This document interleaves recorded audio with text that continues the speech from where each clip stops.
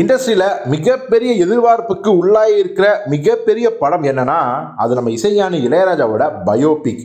நம்ம நடிகர் தனுஷ் தான் இளையராஜாவா நடிக்கிறாரு.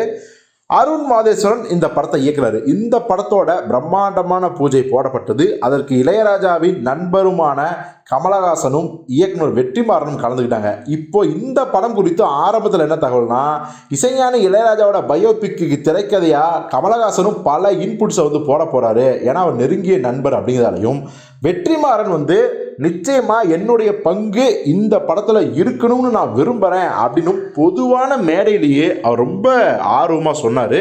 இப்போ இந்த நேரத்தில் பார்த்தீங்கன்னா இந்த படத்தோட திரைக்கதை மற்றும் வசனத்தை பிரபல எழுத்தாளரான நம்ம எஸ் ரா என்று அழைக்கப்படும் எஸ் ராமகிருஷ்ணா எழுதிட்டு இருக்காரு அப்படிங்கிற விஷயம் தெரிய வந்திருக்கு. எப்படின்னா அவரே சொல்லியிருக்காரு. அவர் என்ன சொல்லியிருக்காரு அப்படின்னா, இசைஞானி இளையராஜாவின் வாழ்க்கை வரலாற்று திரைப்படத்தில் நான் பணியாற்றுகிறேன். அதன் இயக்குனர் அருண் மாதேஸ்வரன் 3 மாதங்களுக்கு முன்பாக என்னை அழைத்திருந்தார். திரைப்படத்தின் திரைக்கதை உருவாக்கத்தில் பணியாற்ற வேண்டும் என்று அழைப்பு விடுத்தார். அதைத் தொடர்ந்து திரைக்கதை உருவாக்க பணியில் நான் இணைந்து கொண்டேன். இதற்காக நாங்கள் என்ன பண்ணணும் அப்படின்னா, இளையராஜாவின் சொந்த ஊரான பண்ணைபுரத்திற்கு இயக்குனர் மற்றும் உதவி இயக்குனருடன் சென்று அவருடைய சொந்த வீடு, அவர் படித்த பள்ளிக்கூடம், அவர் விளையாடி மகிழ்ந்த இரட்டை ஆலமரம் உள்ளிட்ட பல்வேறு இடங்களை கண்டோம். அத்துடன் ஊர் மக்களை சந்தித்து உரையாடினோம். இளையராஜாவின் பழைய பேட்டிகள், பத்திரிகை செய்திகள் மற்றும் பழைய புகைப்படங்கள், காணொளிகள் என தொடர்ந்து சேகரிப்பில் நான் தீவிரமாக இருந்தேன். ஸோ அவருடைய தொடர் கட்டுரைகள், தொடர் பேட்டிகள் எல்லாத்தையும் தேடி திரும்ப வாசித்தேன். அவர் கடந்து வந்த பாதை மிகப்பெரிய வலியும் வேதனையும் நிரம்பியது.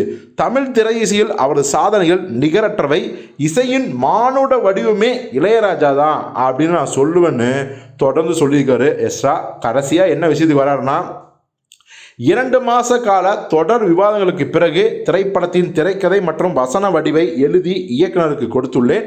அவருடைய அந்த திருத்தம் மற்றும் மாற்றங்களுக்கு பின்பு திரைக்கதையின் இறுதி வடிவம் உருவாகும் அப்படின்னு சொல்லி இந்த பயோபிக்கில் வேலை செய்கிறது எனக்கு ரொம்ப ரொம்ப பெருமையான விஷயம்னு எஸ் ராமகிருஷ்ணன் சொல்லியிருக்காரு.